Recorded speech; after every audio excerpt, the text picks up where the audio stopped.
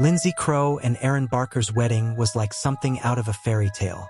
Everyone talked about the lavish ceremony, the diamond-adorned dress, and how perfect they looked together. The ideal couple. Lindsay, fragile with an angelic face and a past tied to the stage, and Aaron, the confident, powerful real estate developer whose projects reshaped the city. They celebrated their love at Aaron's massive estate, a mansion built in the 19th century. After the dinner, the couple returned to the house. Aaron seemed a bit tense, but he attributed it to exhaustion. Lindsay felt a chill creeping through the walls of the mansion, but she shrugged it off as the autumn cold. The night was pitch black. Somewhere outside, a dog howled, but the sound was swallowed up in the vast corridors of the house. Lindsay awoke in the middle of the night to a dull thud, like something heavy had fallen. Her heart raced. She called out to Aaron, but he wasn't there. Searching for her slippers, she felt something slick underfoot. When she switched on the light, she saw bloodstains on the floor, leading to the door. Her palms trembled, but she grabbed her phone and called the police before she dared follow the trail. When she approached the door to Aaron's office, it was slightly ajar. A faint, creaky sound, like paper rustling, came from inside. She cautiously opened the door and was met with a horrifying sight. Aaron lay in the middle of the room, in a pool of blood, his face so mutilated that it was only recognizable by his clothes. Blood splattered the walls, and on his chest were carved letters spelling the word, traitor. Amid her panic, she noticed something strange on the floor. A chain from the safe door, which was open. Inside the safe, there was a mirrored fragment with dark streaks, like blood. As she got closer, she swore she saw someone standing behind her in the reflection, but when she spun around, the room was empty. The police arrived 20 minutes later. They examined the body and, despite the savage nature of the crime, quickly issued a verdict. Looks like a robber who decided to get rid of a witness. Lindsay couldn't believe it. Nothing in the office had been broken or taken, and most telling of all, there were no signs of forced entry. After the funeral, she began feeling something strange. At night, she was awakened by mysterious noises. Creaking floors, soft whispers that faded as soon as she got out of bed. The mirrors in the house seemed to reflect something other than what should have been there. One night, she noticed bloody handprints on the bathroom mirror, but when she brought a towel to wipe them away, they disappeared. Her condition worsened. In her dreams, she saw Aaron standing at the threshold of their bedroom, reaching out to her, whispering, "You knew!"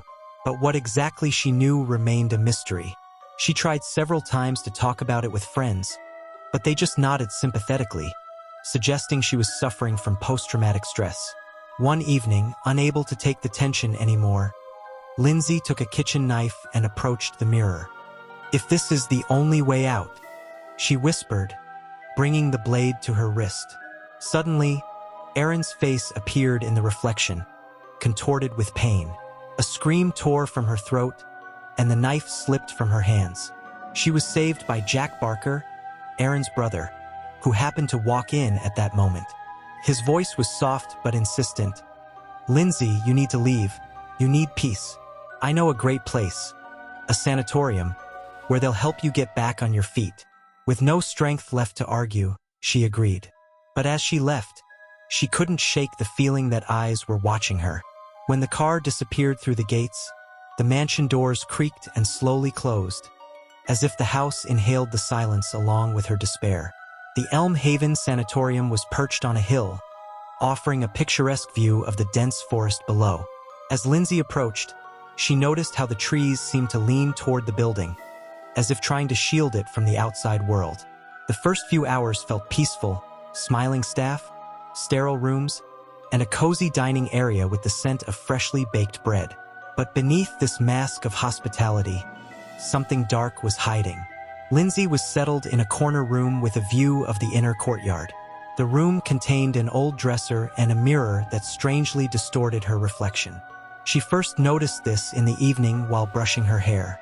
Her movements in the mirror seemed delayed, and for a moment, it appeared that the reflection was staring not at her, but behind her.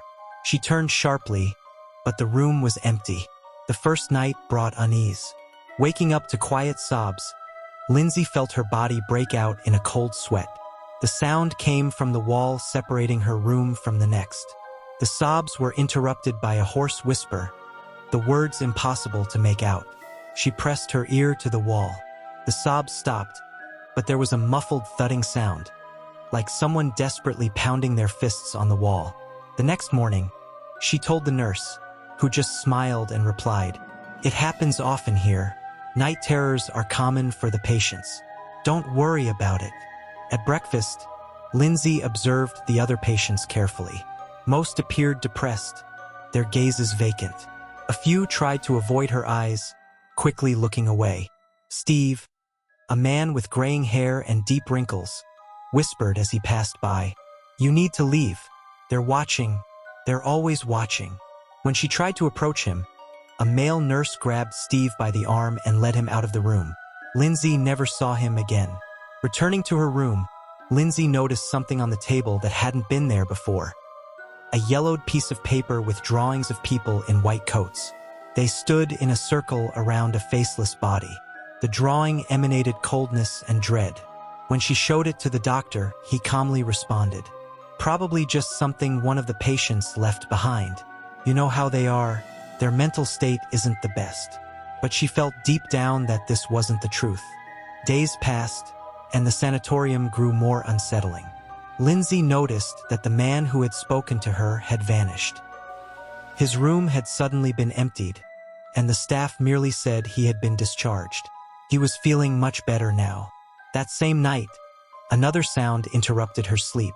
This time, it wasn't sobbing, but a barely audible whisper. "Lindsay, run. While you still can." She rushed into the hallway and saw a shadow disappearing around a corner. Her heart raced, but she ran after it. Lindsay found herself at the basement door, which had been locked before but was now ajar. Inside the dimly lit room, illuminated by a red light, stood a table with dirty tools, and bloodstains covered the floor. Lindsay noticed something that looked like a human hand sticking out from under a white cloth. Footsteps echoed from behind her. Turning around, she saw a figure in a white coat slowly approaching, its face obscured by a mask. Lindsay quickly ran back to her room to hide, but shadows in white coats seemed to be everywhere. She locked the door, pressing her back against the wall, her heart pounding with fear. There was a knock from the outside, but she simply huddled in the corner, struggling not to lose consciousness. Lindsay had been feeling unwell for a few days. She decided to sneak into Dr. Foster's office to find out the truth about Steve. As night fell, she waited until the doctor left, then crept inside and found documents revealing that Jack, Aaron's brother, funded and owned Elm Haven. Among the papers, she also saw a list of patients with strange annotations like test subject and removed. A cold terror gripped her. The next morning, Lindsay went to the sanatorium's library to distract herself. The large room was covered in dust, and the books hadn't been touched in years. In the far corner, she found a stack of old newspapers. One headline was almost unreadable, but the text sent a chill down her spine. Series of mysterious deaths at Elm Haven. Staff deny any wrongdoing. The articles described bizarre occurrences. Patients found dead in their rooms, the basement, or even in the woods near the sanatorium. The official causes of death were usually ruled as suicides or heart attacks, but witnesses claimed many of the victims had wounds that couldn't have been self-inflicted. With the newspaper in her hand, Lindsay flinched, feeling like someone was watching her. She turned around but saw no one. However, as she left the library, footsteps echoed down the hallway. She rushed to her room, but the feeling of being watched lingered. That night, she had a horrific dream. She saw Aaron standing in the middle of a dark room. He raised his hand, as if trying to say something, but blood started pouring from his mouth, and his eyes were hollow and dead. He only opened and closed his mouth like a fish gasping for air.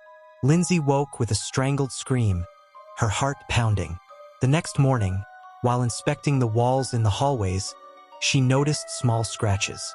Looking closer, she saw they weren't just scratches. They were words carved into the plaster with nails.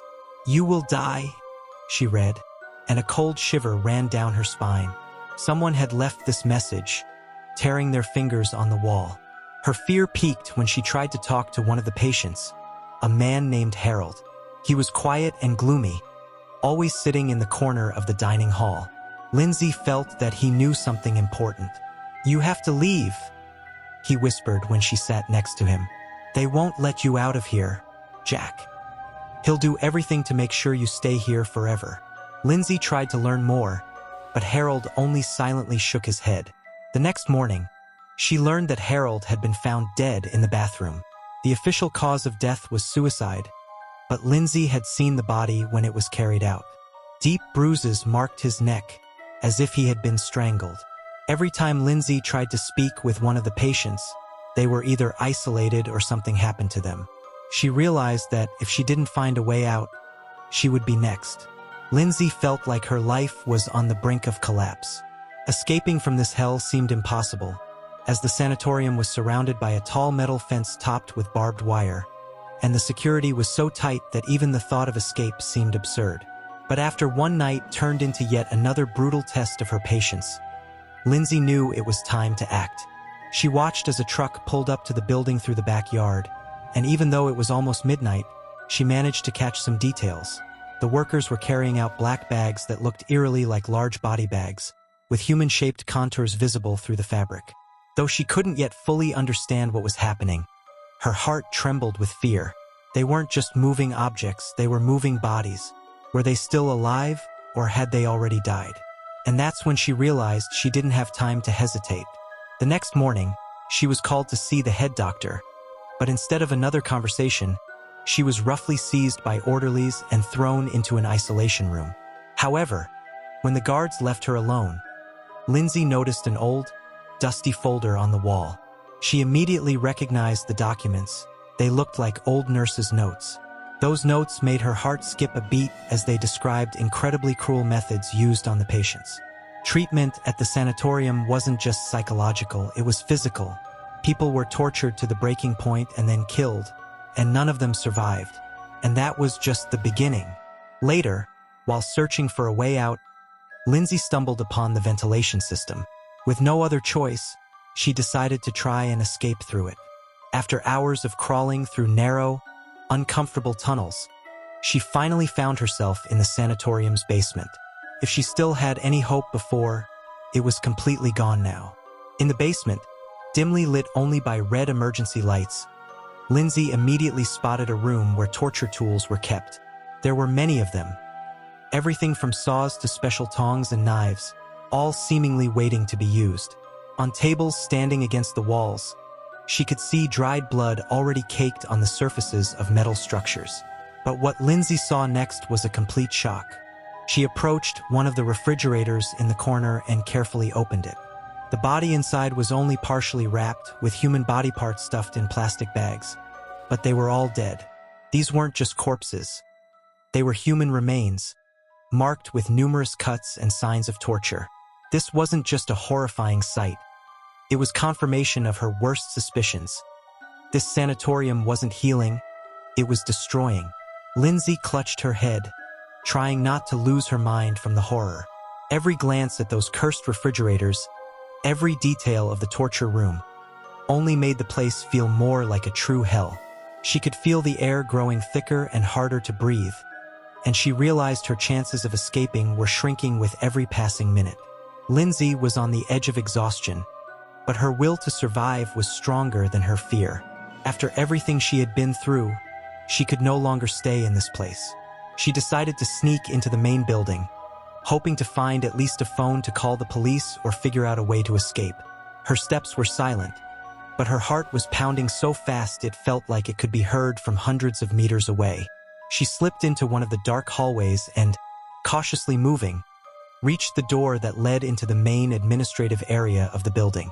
There, waiting for her, was the one person she had come to despise, Jack Barker. He stood in the middle of the hallway, relaxed, as though nothing had happened. His eyes showed no remorse, no sympathy, only a cold calculation.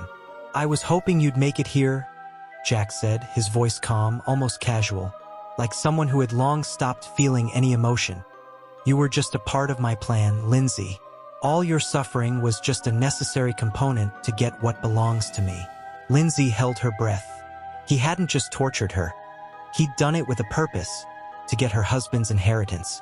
Did you think this was an accident? Your death here at Elm Haven? No, my dear, it was part of the bigger game.